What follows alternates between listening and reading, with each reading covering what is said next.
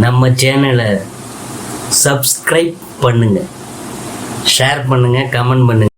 September மாத ராசி பலன்கள் 2025ஆம் ஆண்டு கும்பராசியை பற்றி நாம் பார்க்க போகிறோம். அதில் குடும்பம், ஜென்ம ராசியில் வகரகதியில் சஞ்சரிக்கும் சனி பகவான் ராகுவுடன் சேர்ந்திருக்கிறது அதிக அலைச்சலையும் உழைப்பையும் எடுத்துக்காட்டுது.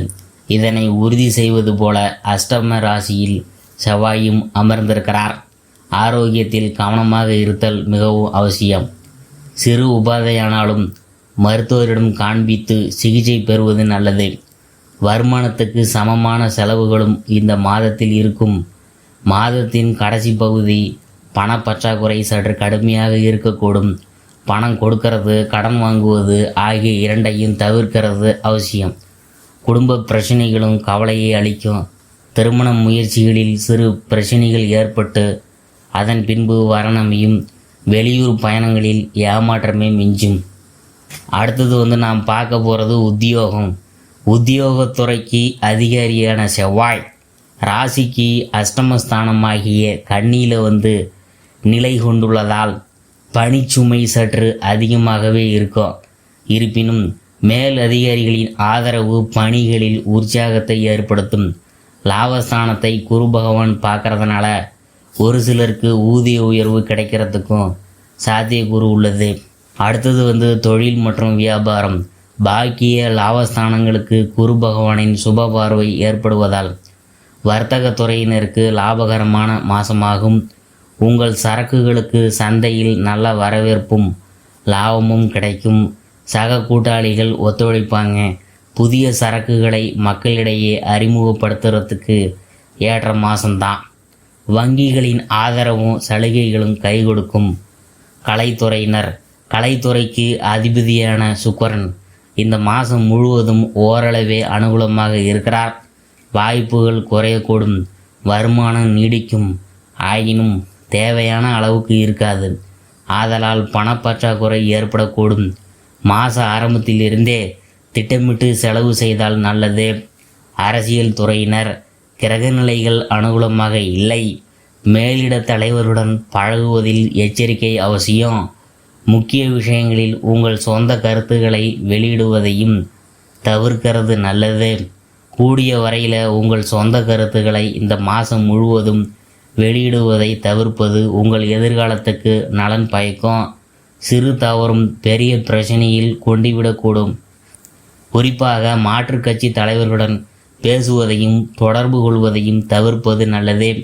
எந்த சமயத்தில் எதை செய்வது, எவற்றை தவிர்ப்பது என்பதை முன்கூட்டியே நமக்கு எடுத்துக்காட்டி உதவும் கால கண்ணாடியே ஜோதிடம். மாணவ மாணவியர். கல்வித்துறையை தங்கள் அதிகாரத்தில் கொண்டுள்ள கிரகங்கள் அனுகூலமாக இல்லை. புத்தகத்தை கையில் எடுத்தாலே உறக்கமும் சோர்வுமே மேலிடும். அடுத்தது விவசாயத்துறையினர்.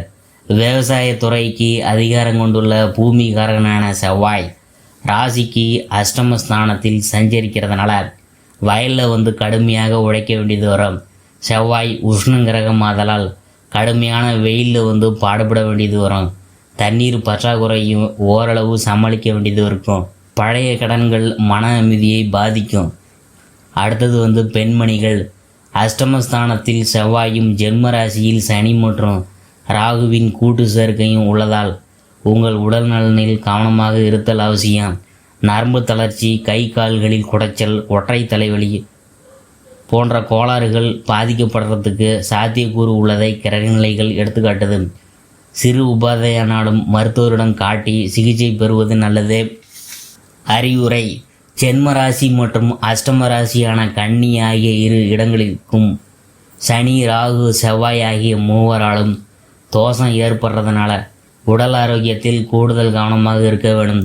குறிப்பாக இரவு நேரங்களில் வாகனங்கள் ஓட்டுவதை தவிர்ப்பது நல்லது. பிறருடன் வாக்குவாதம் வேணாம். பரிகாரம் வீரியம் நிறைந்த 3 கிரகங்கள் அனுகூலமற்ற நிலைகளில் சஞ்சரிக்கிறதுனால சனி மற்றும் செவ்வாய்க்கிழமையில் அருகிலுள்ள திருக்கோயில் ஒன்றில் தீபத்தில் சிறிது எள்ளெண்ணெய் அல்லது பசு நெய் சேர்த்து வருவது மிக சிறந்த பரிகாரம் என பரிகார ரத்தனம் என்னும் மிக புராதன ஜோதிட நூல் கூறுது. பசுவுக்கு உணவளிக்கிறதும் ஏழை ஒருவருக்கு அன்னமளிக்கிறதும் மிக சிறந்த பரிகாரம் பலனை அளிக்கும். தினமும் காலையில் எள் பருப்பு நெய் கலந்த சாத உருண்டைகள் 3 காகத்திற்கு உணவாக வைத்துக்கு வாருங்க. உங்களுக்கு சிறப்பாக